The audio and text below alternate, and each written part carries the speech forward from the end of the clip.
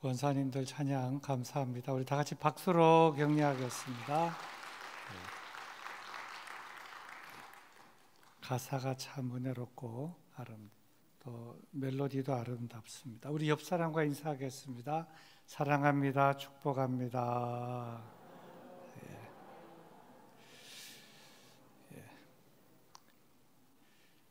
제가 평상시 안 하던 얘기를 좀 하겠습니다. 이렇게 예화는 주로 우리 교인들 예화는 안 드는데요. 어제 우리 교회 남자 연세 드신 남자 두 분 집사님과 또 교구 목사님과 저하고 해서 남자 4명이 식사를 한 얘기를 좀 해야 될 것 같습니다. 80이 넘으신 두 분 남자 집사님과 식사 요청을 해서 오래전에 식사 요청을 해서 날짜를 잡고 어제 식사를 한 2시간 했습니다. 식사 시간이지만 은혜로운 간증의 시간이었습니다. 참 은혜를 많이 받았습니다. 요지는 참 요즘 하루하루가 새롭고 또 기도가 참 중요하다, 이런 결론입니다.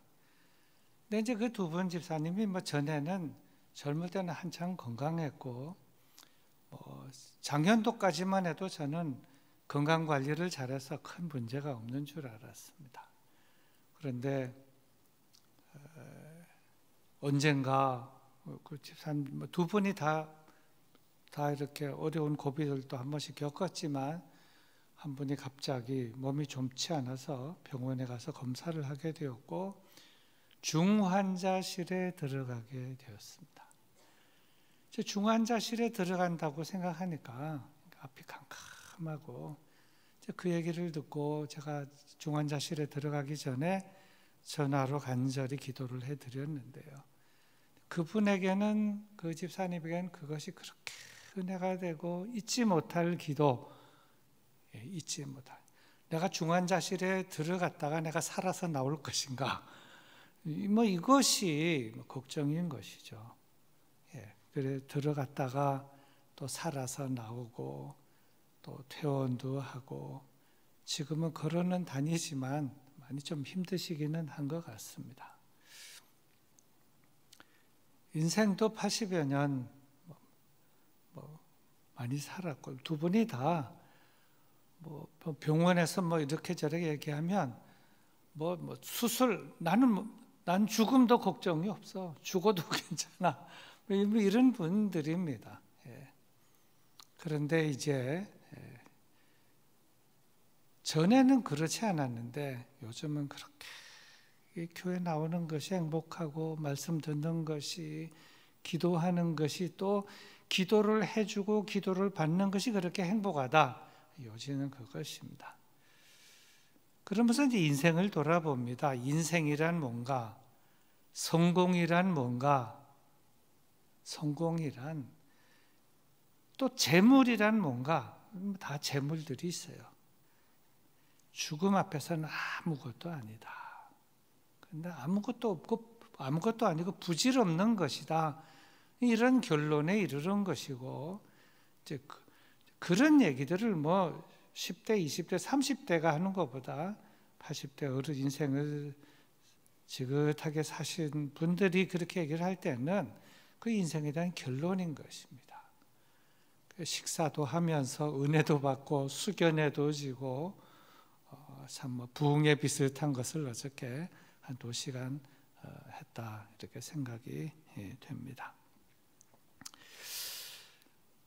근데 이제 그분들이 하신 얘기가 있습니다. 옛날에는 이렇게 생각하지 않았다.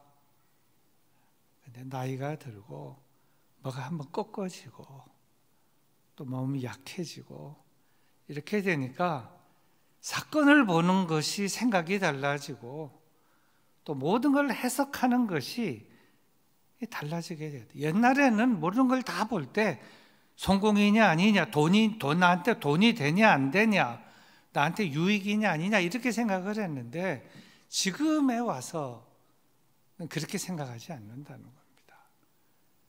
모든 것을 다 신앙적인 관점에서 생각을 하고 이제 그렇게 받아들이는 것이 참으로 성스럽고 아름답고 그렇게 저는 느껴졌습니다. 인생을 보는 눈이 달라졌다. 오늘 이 본문은 기록한 사람은 다윗입니다. 일국의 왕으로 천하를 호령하면서 남부럽지 않게 살았지만 이 다윗, 저도 이제 나이가 들고 몸도 병약해지자 자신이 얼마나 약한 존재인지를 깨닫게 해달라고 기도를 드렸는데 그 기도가 오늘 본문이고 아주 유명한 본문입니다.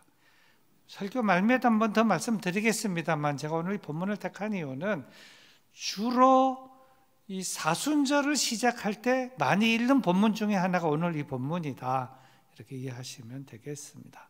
그래서 이제 이 재예수요일 애쉬 웬즈데이에서 많이 읽는 본문이 오늘 이 본문입니다. 다윗은 보아스와 룻의 손자인 이새의 막내 아들로 태어났습니다. 이새의 집안에서 막내 아들인데 이새는 보아스의 손자입니다. 보아스와 룻의 손자입니다. 그리고 이스라엘의 초대왕 사울의 보좌관으로 활동을 시작했고, 사울 그 초대왕의 아들이자 사울의 후계자인 요나단과 친한 친구였으며 사울 왕의 딸 미갈과 혼인을 해서 왕의 사위가 된 사람이 다윗입니다. 저는 군인으로서, 전사로서 블레셋 족속과의 전쟁에서 혁혁한 공을 세워서 백성들의 인기를 얻게 되었지만 이것 때문에 사울 왕의 질투와 미움을 받아서 약 10년 동안은 도피 생활을 하기도 했습니다. 그러던 중에 때가 되어 사울에 대한 반역자가 아니라 그의 진정한 후계자로서 왕으로 되는데, 왕으로 되는 것이 그냥 하루아침에 바로 된 것이 아니고 헤브론에서 유다 지파의 왕이 되었고 또 이후에 이스라엘 전체의 왕이 되었습니다. 다윗은 자신이 왕으로 통치하는 기간에 대단한 업적들을 많이 남겼습니다. 이스라엘의 모든 지파를 다 통일해서 효과적으로 나라를 다스렸고 항구적인 왕조를 세웠습니다. 사울 왕이 이루지 못한 것을 다윗은 아주 잘 이루었습니다. 그리고 다윗은 자기 손으로 성전을 지어야겠다는 생각은 가졌으나 하나님께서 원하지 않아 그 생각은 포기했고, 대신 다윗이 한 것 중에 아주 훌륭한 것이 모든 예배의식을 재정비를 했습니다. 그리고 군사와 행정 체계를 강화했으며, 그리고 성전 건축을 세우기 위한 모든 건축 재료를 완전하게 준비를 다 했습니다. 그리고 이 다윗은 재능이 많았습니다. 정치적인 재능, 또 군사적인 재능도 많았지만 문학적인 재능도 많았습니다. 다윗이 쓴 시는 굉장히 많습니다. 정치가로서 또 군사 전술가로서도 훌륭하지만 저는 또 그 예술적인 감각이 있어서 시도 참 많이 쓴 사람이다. 또 음악적인 재질도 아주 다윗은 팔방미인 같습니다. 그래서 제가 작사도 많이 하고 또 다윗이 작곡도 꽤 했다고 알려져 있습니다.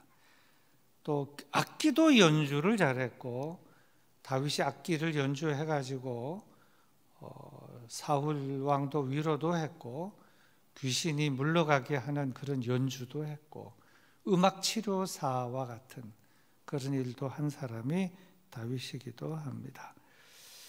또 음악적인 감각이 있기 때문에 4,000명의 큰 메머드 성가대, 찬양을 부르는 그 찬양대를 만들기도 했고, 합주단도 만들었고, 그리고 이 찬양단과 합주단을 지도하는 전문 지도자, 음악 전문 지도자를 세워서 저들에게 봉급을 주고 성전에서 관리하게 하는 그런 일을 했는데, 한두 명도 아니고 약 300명가량의 음악 지도자를 세우고 저들을 유료로 성전에서 활동하게 한 그런 그 해안을 가진 인물이 다윗이었다 하는 것입니다.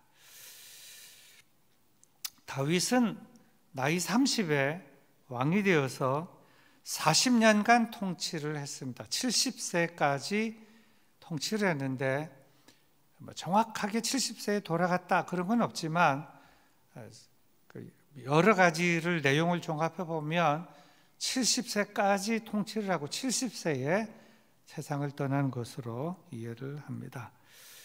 그런데 이러한 다윗도 자신의 생애에 대한 궁금증이 있었는데, 그것이 초기가 아니고 이제 70까지 살았으니까 그 60대 거의 후반에 그런 궁금증이 있었던 것으로 이해가 됩니다.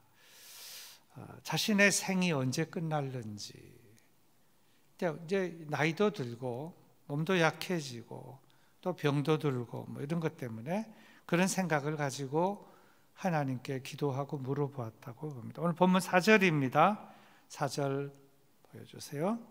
여호와여, 나의 종말과 연한이 언제까지인지 알게 하사 내가 나의 연약함을 알게 하소서. 나의 종말과 연한이 언제까지인지 알게 하사 나의 연약함을 알게 하소서. 아주 참 고상하게 말하는데, 그냥 단도직입적으로 말하면, 하나님, 제가 얼마나 더 살겠습니까? 저의 이 목숨이 얼마나 덧없는 것인지 알고 싶사옵나이다.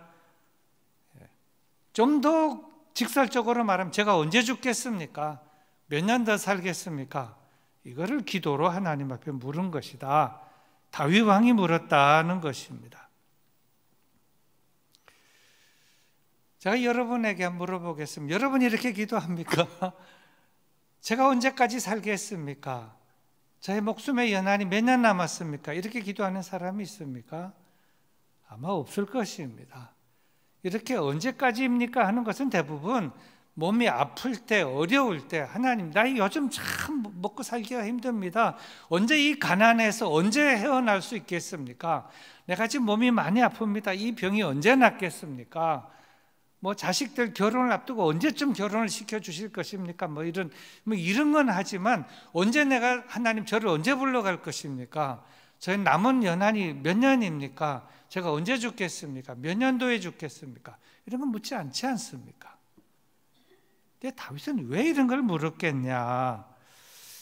모르긴 하지만 아마 자신이 산전수전 다 겪고 죽을 고비도 수없이 다윗이 넘겼고, 그리고 뭐 해볼 거 다 해보, 왕까지 다 하고, 근데 이제 나이가 들어서 내가 이걸 알아야 좀 준비를 하지 않을까, 그래서 이렇게 물었지 않았나 이렇게 생각하는 분들도 있습니다만은, 자, 이제 그렇게 했을 때 다윗이 70세에 돌아갔다 그랬는데, 만일 하나님께서 넌 120살까지 살 것이다 그러면 본인이 아주 뭐 힘이 나가지고 뭐 여러 가지 계획을 더 세웠을 것이고, 다윗이 그렇게 기도했는데, 나의 종말과 연한이 언제까지인지 알고 싶습니다 그랬는데, 너는 3년 남았다. 그러면 이제 뭐 얼마나 이 맥이 풀려갖고 뭐 일이 손에 잡히지 않고 뭐 추진력도 떨어지고 그렇지 않겠습니까? 예. 그런데 우리가 이 땅에서 살아갈 때 오래 살든 적게 살든 어떤 자세로 살아야 하느냐, 항상 하나님께서 허락하신 연한을 살아가는 것이다. 근데 여러분 생각해 보세요. 만일 다윗이 70세에 돌아갔어요. 그런데 하나님, 나의 종말과 연한이 언제입니까? 120이다 그러면 아직도 70이니까 120까지면 얼마 남았나?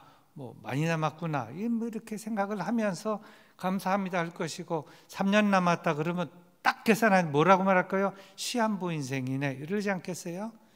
근데 시한부 인생은 이거나 저거나 다 시한부 인생이에요. 3년 남은 것도 시한부 인생이고 120도 시한부 인생입니다. 죽는 것은 다 시한부 인생이요. 200살을 살아도 시한부 인생 아닙니다. 다 똑같은 시한부 인생이죠. 우리는 내가 생각하는 그거 이렇게 하면 시한부 인생이라고 생각 안 하지만 사실은 다 시한부 인생입니다. 하나님 앞에서는 그건 다 아무것도 아니라는 것이죠. 그래서 오늘 이 본문이 사순절 시작할 때 많이 읽혀지는 이유가 있다 하는 것을 제가 또 말미 한 번 더 말씀드리겠습니다. 다음은 이제 5절 말씀인데요. 계속 이렇게 고백을 합니다. 5절입니다. 주께서 나의 날을 한 뼘 길이만큼 되게 하심에 나의 일생이 주 앞에는 없는 것 같사오니 사람은 그가 든든히 서 있는 때에도 진실로 모두가 허사뿐이니이다. 참 멋진 고백이며 멋진 기도입니다. 하나님 알겠습니다. 하나님 앞에서의 저의 세월이라는 것 한 뼘 정도밖에 되지 않는 것이죠. 한 뼘 정도밖에 되지 않는 것입니다. 하나님 앞에서 보면 그 세월이란 아무것도 아닌 것이고 어떤 면에서 보면 없는 것과 같사옵니다. 나의 남은 세월이 얼마다, 뭐 몇 년이다, 뭐 몇십 년이다, 뭐 3년이다, 뭐 몇 달이다 이렇게 하는 것 같지만 그렇다고 해서 내가 든든히 서 있는 것 같사옵니다 라고 한다고 할지라도 그것은 다 허사뿐이다. 허사라는 거, 허사. 헛된 일이다. 다 소용없는 일이다 하는 것입니다. 성경은 인간에 대하여 여러분 잘 아는 내용입니다. 이렇게 표현을 했습니다. 우리의 연수가 70이요 강건하면 80이라도 그 연수의 자랑은 수고와 슬픔뿐이요 신속히 가니 우리가 날아가 나이다. 보통 연세 드신 분들이 말하지요. 70이 되면 시속 70km로 가고 80이 되면 시속 80km로 가고 50이 된 분들은 시속 50km로 가고 30이 된 사람은 시속 30km로 가고 세월이 빨리 안 가나? 그런데 80이 되면 왜 이렇게 빨리 가나? 신속히 가니 우리가 날아가나이다. 인생이란 무엇과 같은가? 잠깐 보이다가 없어지는 아침 안개와 같다. 그러므로 모든 육체는 풀과 같고 그 모든 영광은 풀의 꽃과 같으니 풀은 마르고 꽃은 떨어지되 오직 주의 말씀은 세세토록 있도다. 제가 이제 예화를 준비하면서 중국의 진시황제에 대해서 제가 좀 알긴 알지만 오늘 좀 더 많이 연구를 좀 해봤습니다. 여러분 다 아시는 분도 있겠지만 모르시는 분들도 있을 것 같아서 오늘 본문하고 연결이 돼서 좀 말씀을 드립니다. 중국의 진시 황제, 그 이름이 아닙니다. 진나라의 시황제입니다. 저의 이름은 제가 잊어버린 이름은 뭐 영준인가 자기 본명이 있습니다. 그건 이름이 아닙니다. 진나라의 왕입니다. 중국 진나라의 31대 왕이 진시황제입니다. 중국은 아주 땅이 넓은 큰 대륙의 나라이죠. 그 땅에 옛날에는 많은 나라들이 있었어요. 춘추 전국 시대에. 저는 동의를 할 수가 없지만 춘추 전국 시대에 중국에 약 몇 나라가 있었나? 오늘 기록을 보고 내가 아무리 세볼래 해도 다 안 되는데 약 1000개의 나라가 있었다는 겁니다. 1000개의 나라. 너무 많지요. 그러니까 큰 나라, 작은 나라 해가지고 있는데 그 중에 큰 나라가 7나라가 있고, 이제 중국에는 옛날에 나라 보면 오나라, 초나라, 무슨 당나라, 진나라, 주나라 이런 그 글자 한자짜리 그 나라들이 많잖아요.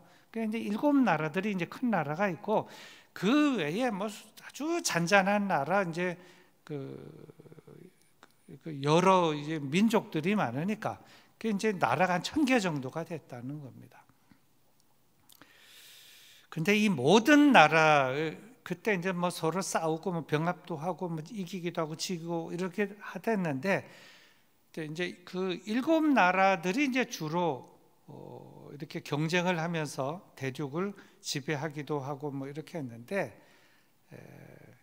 이 1000나라 이 모든 이 중국이라는 모든 대륙을 다 평정해서 하나의 나라로 만든 최초의 왕이 이 진나라의 31대 왕이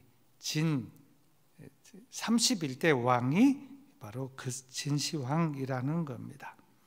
근데 이제 이 진나라의 시황제는 장량왕의 아들로 태어나서 어렸을 때 아주 머리가 똑똑했고 그리고 정치적인 야심이 많았다고 합니다.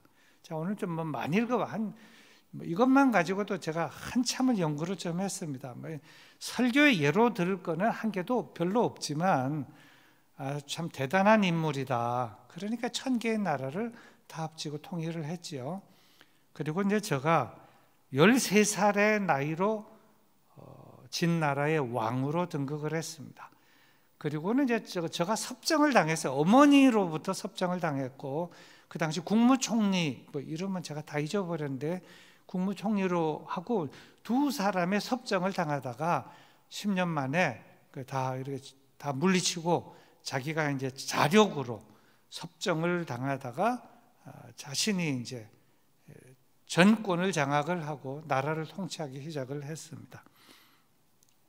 그리고 10년 만에 13살의 왕이 되어서 10년 만에 이제 섭정을 뚫고 이겨내면서 그때 그 7나라 중에 나머지 6나라, 한나라, 조나라, 위나라, 초나라, 연나라, 제나라는 모든 나라를 평정을 하고 그리고 중국 전체를 하나로 통일을 하는데 성공을 하게 됩니다. 그리고 이제 다 통일을 한 다음에 진나라가 중국 전체를 통일을 하게 되니까 중국이라는 큰 땅덩어리의 왕이라고 하는 그 이름은 나한테 걸맞지 않다. 나는 왕이 아니고 호칭을 바꾸자 그래서 호칭을 황제로 바꾸게 됩니다. 황제로 바꾼 최초의 인물이 진시황이라는 건데 진나라의 황제로 만들었다 해서 시황제가 진시황제입니다. 그러니까 이제 진은 성이 아니고 진나라의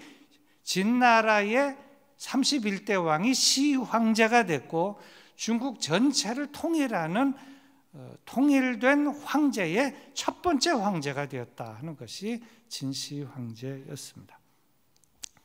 저는 이제 이렇게 대권을 중국 전체를 통일하는 권력을 걸머쥐고 나서 많은 일들을 했습니다. 부족들이 많다 보면 언어도 다르고 뭐 여러 가지 이 행정이 다 다른데 이 모든 것을 통일을 시켜야 되기 때문에 그런 통일 작업도 했습니다. 언어, 그다음에 그 여러 가지 권력 구조, 그다음에 세금 뭐 할 거 없이 뭐 교통 이런 모든 것을 다 했습니다. 그리고 이제 제가 외적이 침입하지 못하도록 국방을 튼튼하게끔 하기 위해서 만리장성도 쌓는 일을 성공적으로 했습니다. 만리장성을 쌓고 나니까 외적이 별로 침입을 안 하는 거예요. 뭐 국방도 튼튼하긴 했지만, 근데 그 다음에 이제 진시황이 그걸 하고 나니까 또 딴 생각이 들어서, 야, 불로초라는 게 없냐?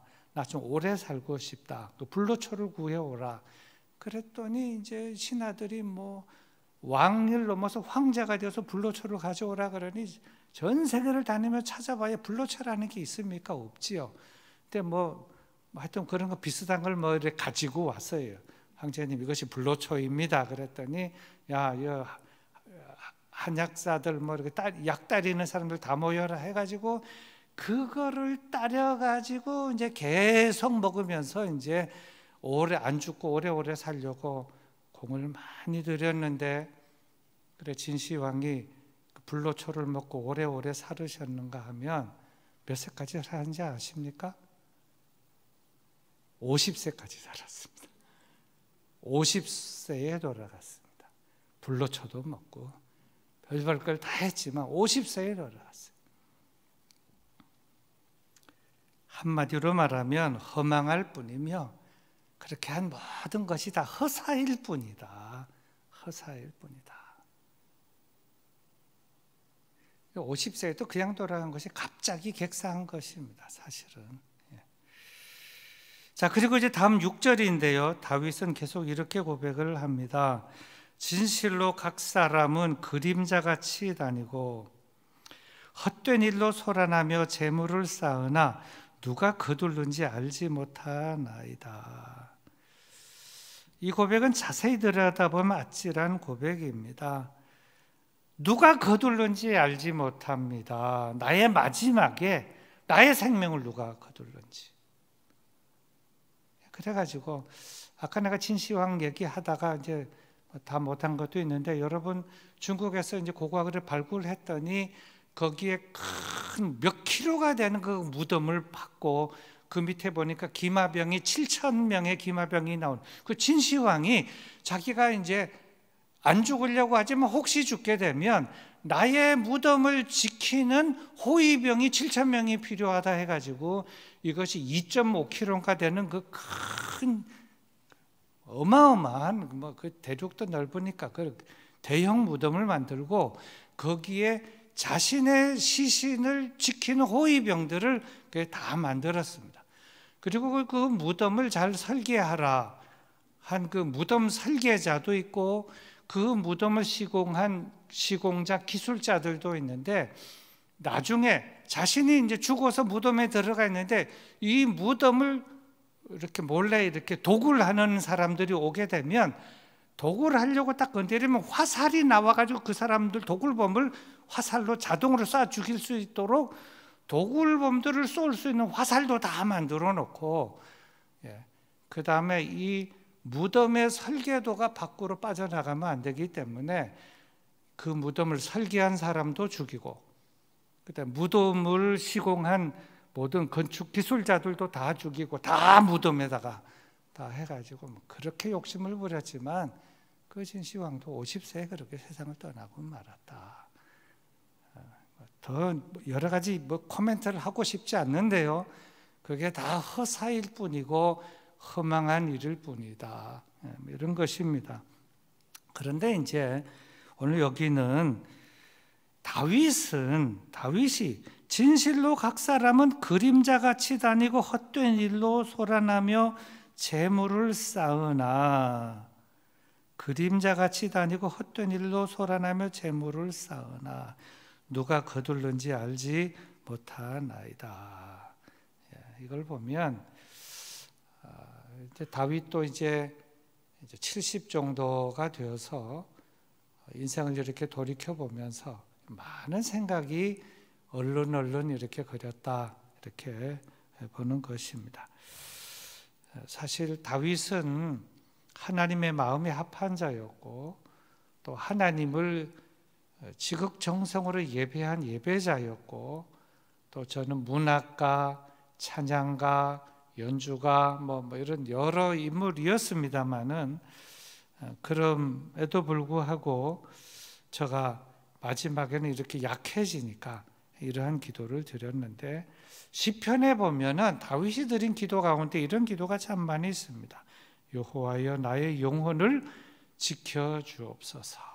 나의 영혼을 건지시옵소서. 주님의 인자하심으로 나를 구원하여 주시고 지켜 주시옵소서.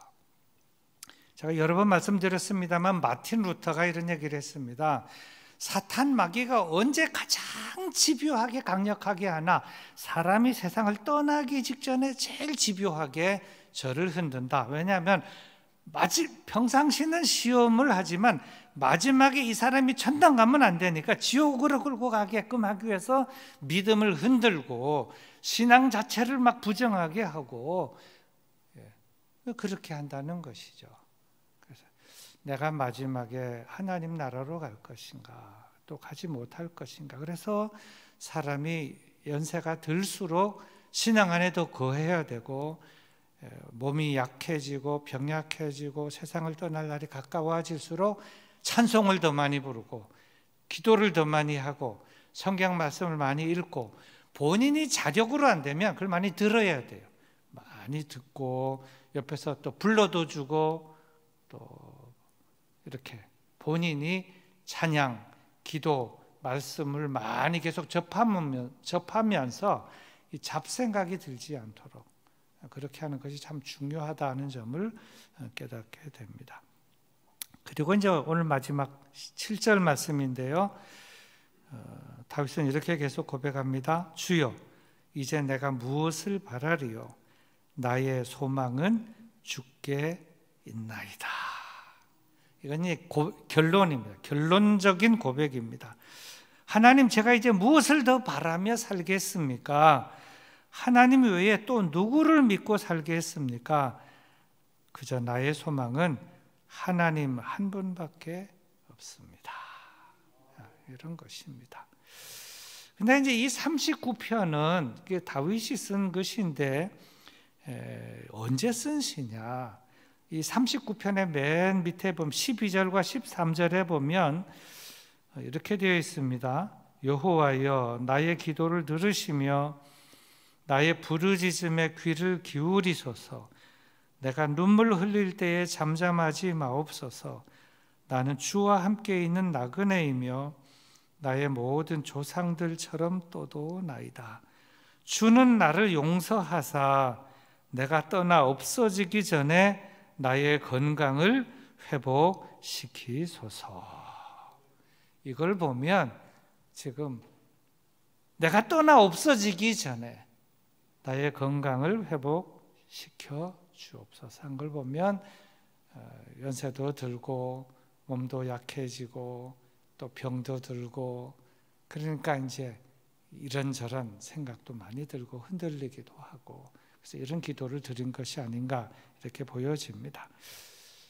다윗은 어렸을 때 목동이었습니다. 물맷돌로 모든 그 짐승들, 야수들도 잡고, 그 실력으로 골리앗의 정수리도 이렇게 맞춘, 그리고 그때는 아주 건강을 했고, 그리고 블레셋과의 전투에서 이기고, 그리고 이제 사울 왕이 저를 많이 괴롭히고 죽이려고 할 때에도 10년 동안 도망 다닐 때도 저는 건강을 했습니다. 그리고 수많은 전쟁을 앞장서서 지휘했는데 그때도 저는 건강을 했습니다. 근데 그 건강이 평생 가는가 하면 그렇지 않다. 항상 무쇠 같은 것 같지만, 그러나 그러한 그 건강과 무쇠와 같은 것도 약해질 때가 있고 꺾여지는 그 시점이 있다. 그것이 이제 힘을 못 쓸 때 갑자기 그것이 꺾어지는 그런 시점이 될 때 사람은 마음이 약해지고 또 신앙도 약해지고 또 때로는 흔들리게도 되고 그렇게 되는데, 그럴 때 어떻게 해야 되나? 더욱 나의 소망은 주님께 있습니다. 주님밖에 없습니다. 주님을 더욱 의지합니다. 이렇게 나아가야 하고 그렇게 나갈 수밖에 없다 하는 그런 점을 오늘 말씀은 우리들에게 깨닫게 해주고 있는 것입니다. 설교 결론입니다. 자, 오늘부터 사순절이 시작이 됩니다. 사순절, 이렇게 좀 한자도 쓰고 영어 또 라틴어도 썼는데, 제의 수요일, 제라고 하는 건 회입니다. 제의 수요일, SUNG인데 성회는, 성회라고 하는 것은 거룩한 모임이 아니고 요 제라는 그 제가 거룩한 제라는 거예요. 그래서 이제 이 이마에다가 제를 바르면서 모든 인간은 그 흑인이, 제라는 것은 흙이라는 겁니다. 흑인이 흙에서 왔으므로 흙으로 돌아갈 존재입니다 라고 여기다가 바르면서 기도하면서 사순절을 시작한다. 거룩한 회를 이마에 바르면서 사순절을 시작한다. 그래서 이것이 성회 수요일이다. 제의 수요일이고 성회 수요일이다. 이런 것입니다. 인생은 마치 그와 같다. 별 볼 일이 없다. 40을 살든 70을 살든 50을 살든 100을 살든 500세를 살든 969세를 살든 하나님 앞에서의 인생은 아무것도 아니다. 그 점을 우리들에게 깨닫게 해주는 것입니다. 처음에는 이 사순절 지킬 때는 처음에는 40시간이었습니다. 예수님께서 무덤 속에 있었던 그 시간이 40시간이었을 것이다. 그래서 40시간이었습니다. 그러다가 한 주간이 되었습니다. 한 주간으로 하다가 한 달이 되었다가 니케아 종교회에서 40일로 정했는데, 이 사순절 기간은 영적 훈련의 기간으로 1000년 이상 동안 지금 이렇게 지내오고 있습니다. 교회에서는 주로 십자가 찬송을 많이 부르고, 또 교회에서는 십자가를 주제로 한 설교를 제일 많이 하는 그 기간이 사순절입니다. 그래서 저도 이번 사순절 기간에는 십자가를 주제로 매주 설교를 해보려고 지금 기도 중에 있습니다. 교회에서는 이 사순절 기간에 말씀 읽기, 또 말씀을 쓰기, 말씀 묵상, 말씀을 나누기, 그 다음에 회개 운동, 그 다음에 기도 그룹, 중보 기도 이런 거를 많이 하게 됩니다. 그러면서 그 기간 안에 절제와 섬김과 봉사 이런 활동을 많이 하는데, 이런 것들이 다 사순절 기간에 하나님이 기뻐하시는 일이고, 하나님 앞에 아무것도 아닌 존재, 허망하고 허사와 같은 존재인데 그걸 알면서 그래도 의미 있게 살아야 하지 않겠는가 하는 그런 측면에서 그렇게 훈련하는 기간이다 하는 것입니다. 오늘 말씀해 보면 4절에 보면 우리 인간은 연약한 존재이고, 5절에 보면 한 뼘 길이만한 존재, 대단하다 그러지만 어떤 때는 인간이 살아가는 걸 점과 같은 기간이다 하지만 한 뼘 길이만 하다, 한 뼘만 하다. 다윗이 표현한 것입니다. 한 뼘 길이만 하다. 6절에서는 그림자와 같은 존재이다. 그래서 7절에서 오늘 4, 5, 6, 7절 4절 읽었는데, 7절은 그래서 우리 인간은 어떤 존재냐? 하나님을 의지하고 하나님께 소망을 두고 살아야만 하는 존재이다 하는 점을 말씀하고 있고, 이것이 또 이러한 본문이기 때문에 사순절을 시작할 때 많이 읽고 묵상하는 본문이 오늘 내용이 되겠습니다.